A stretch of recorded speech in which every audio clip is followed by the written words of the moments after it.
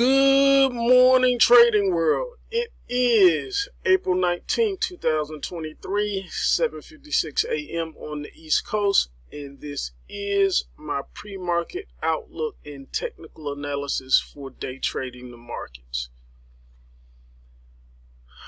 Earnings continue to come out as the split widens between regional and big banks. We continue to get these earnings from a number of companies.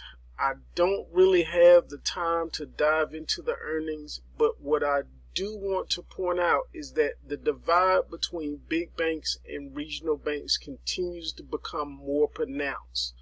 Money continues to leave regional banks to find its way to big banks and brokers. This will no doubt become a problem and opportunity in the future. We are setting up for a short squeeze to push us higher. In order for us to get squeezed, there has to be the pullback to get people biting on the short side. These super trend days that happen from these squeezes always have a couple things in common. First, it has a high time frame in control, and it usually has a lot of people shift to one side of the boat, either short or long, only to have a quick, sharp reaction that scares people to run to the other side fast, causing the boat to capsize, meaning traders to cover positions when they realize they are on the wrong side of the trade. And that covering positions of so many people adds to the squeeze, because if you're short and you have to get out of your trade, you cover. What do you do to cover or get out of that short position? You have to buy it back, and it feeds into that frenzy of buying and buying and buying on top of more buying, which squeezes us up a long way, because a lot of people are just not worried about the price and where we are. They just want to get out of the wrong side of the trade. And so that's how those super short squeeze or super trend days that go for a couple days back to back, where we have a trend day back to back to back, they come from situations like that. This is what I am seeing coming into play on Friday. I am short right now, both short term and long term, but I won't hesitate to flip long in the short term, as I have actually often this week. But until Friday, you don't want to overstay your welcome on either side right now. This brings me to the key levels of the day. All right, here we are with the key levels of the day. Starting on the support side, we have our jack support at the 411 to 410 area. And being at that 410 to 411 area, we're probably going to find a bottom somewhere between this 411 or jack support area and the queen support area kind of early in the day. And probably a lot of consolidation is going to take place somewhere around here before we find a little strength to kind of bounce back up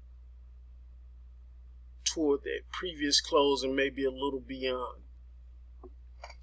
So again, here our jack support area 411 to the 410 area, queen support area 409 to the 408 area, and then our king support area 407 to the 406 area. Then we have our jack resistance, which is going to be the 412 to the 413 area. And then queen resistance area, 414 to the 415 area.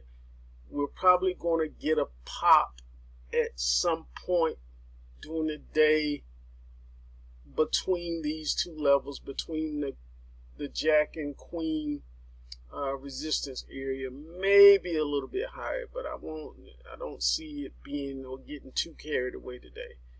But that's probably where we're going to make it back to. Let me take a look at something really quick and find out. Oh, why is my spreadsheet not working?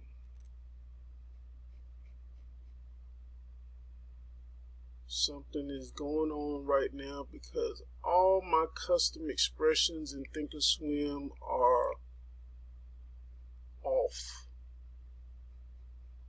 Give me just a moment. All right, obviously Thinkorswim is having some issues right now because all my custom expressions in Thinkorswim have just gone blank, which is throwing my worksheet off. But that's going to be something that I'm going to have to dive into, and this is the reason why I am working on some way to get around without having to use Thinkorswim, because as they go through the merger, well, they were bought out by Charles Schwab, and the actual combining or moving under the Charles Schwab umbrella is taking place right now. And since it has started taking place, there were already problems before, but the problems have just gotten worse. So I am working on getting familiar and moving a lot of my operations over to another broker, which I use several as it is, but nobody has been as good when it comes to overall portfolio management and certain things with the charting outside of just the data, the quantitative data part of it. There's not a lot of places that do as well as Thinkorswim, at least not in one place. Before I get too far thrown off the subject, let's get back to the key levels of the day. Trying to remember where I left off at. The main thesis for today is bearish, closing below the 414.21 with a projected target low of between 414 and 407. The alternate thesis is bullish, bias, closing above the 414.21 with a projected target high of between 415 and 418. The main channel we're in is between 397 and 416. Yesterday, market strength and breadth opened pretty much where it left off the day before and fell from there, leveling out around noon. I expect strength to open down, consolidate, and find a brief pocket of strength for a moment today before showing weakness that will continue into the next day before the close. We do have harmony between the technical side, which is bearish, and the quant side, which is bearish. The futures have a bearish bias for the day with dissonance between the technical side, which is bullish, and the quant side, which is bearish. I apologize because I feel like I have read a whole lot or talked about the same thing twice. But I just have to continue on.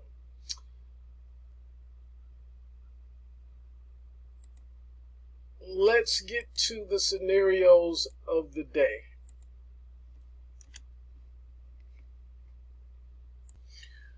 right, here we are back with the first scenario of the day, and most probable is going to be our expanded range day structure.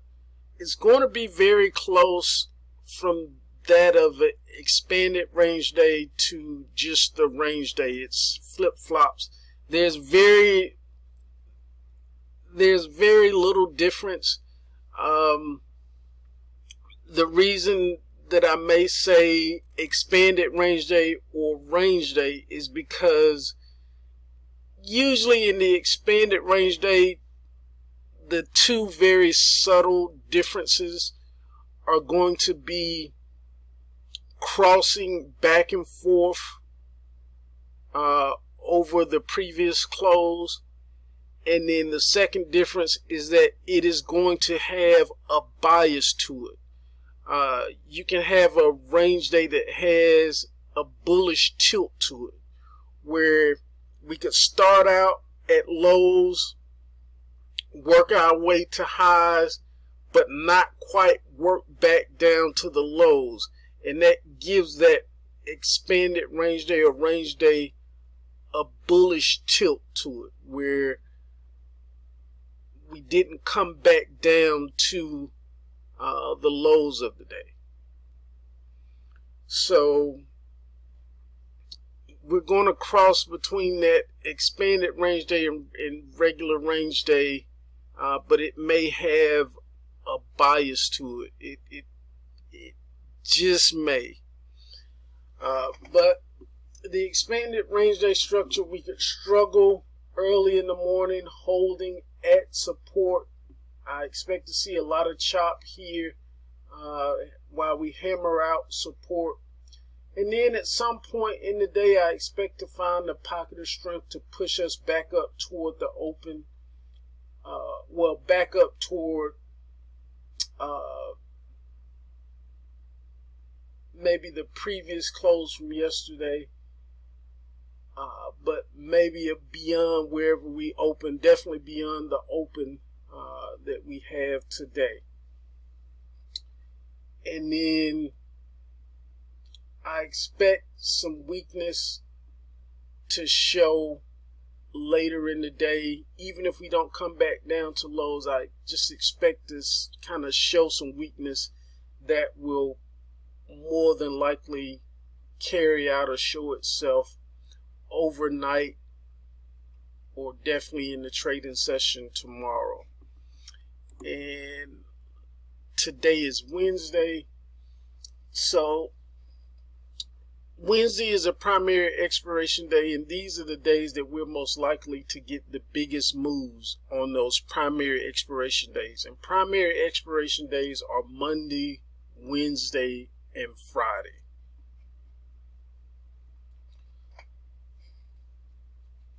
That was our expanded range day structure. Let me bring up the next scenario.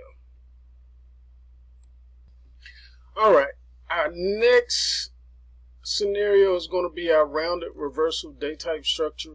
We could get a continued push higher toward the Jack or Queen resistance area and find midday chop around either the Queen.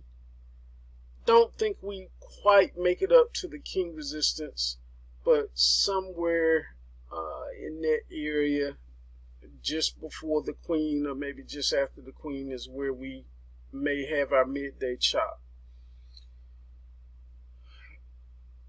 Once we go through the midday chop, the second part of the day, we usually go back down with the same energy or force that we went up with the first part of the day, and that's what makes up our rounded reversal day type structure. I do want you to be prepared for the vice versa alert, and the vice versa alert just says that we could pretty much have that opposite reaction where we continue lower, or get that continued push lower toward the Queen support area, find our midday chop somewhere around that Queen or King support area before going back up with the same amount of force or energy that we went down with the first part of the day. So that's the vice versa alert for our rounded reversal day type structure. All right, our last and least most probable scenario is going to be our trend day down. We open gap down and start with a pushback toward the previous close. We find resistance on or before that previous close, then begin the downtrend for the day. We usually find midday chop around either the possible queen or king support, and not always, but a lot of times the second part of the day we look to, or start out looking to, continue the primary trend of the morning, which should be down. But what usually happens is that it turns into a head fake, and we start off looking to go down, but then we get into some type of rally or rise before or going into the close. Also, if we do have a trend day today, it may be a little weird because we've come down so far during the overnight session, is that two things could happen. We've already reached the levels. We've already reached the lowest levels of where we're going to go for the day pre-market. That's one thing. So it's going to look like an uptrend day because we take so long trying to get back up to close the gap, going back up toward that previous close, that you forget about it being a downtrend day, but we never really eclipse that previous close or play around it so much that when we start coming back down the rest of the day, that you really just forget about the trend day aspect. The second thing that could happen on this trend day is that we really lose control and we start to go lower.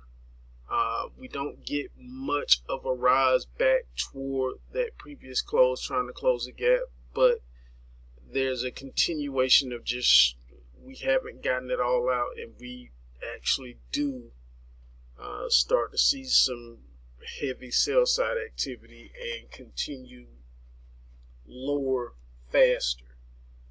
So that would be, just to highlight it, it would be where we would cut off sooner and actually head a lot lower faster and get somewhere down here with the midday chop and then a head fake like that. So those are the scenarios that I'll be planning for and looking for. Like I said early, I'm short right now, both short term and long term, but you don't want to overstay your welcome in any trade right now, especially if it's short dated, has a short expiration anytime this week or closing anytime this week. You do not want to overstay your welcome in any trade because this thing will flip fast. So with that, as I always say, your most important job as a trader is to protect the capital that you already have. We do this by knowing and understanding the risk that we have on in each position and knowing the landscape in which we are trading.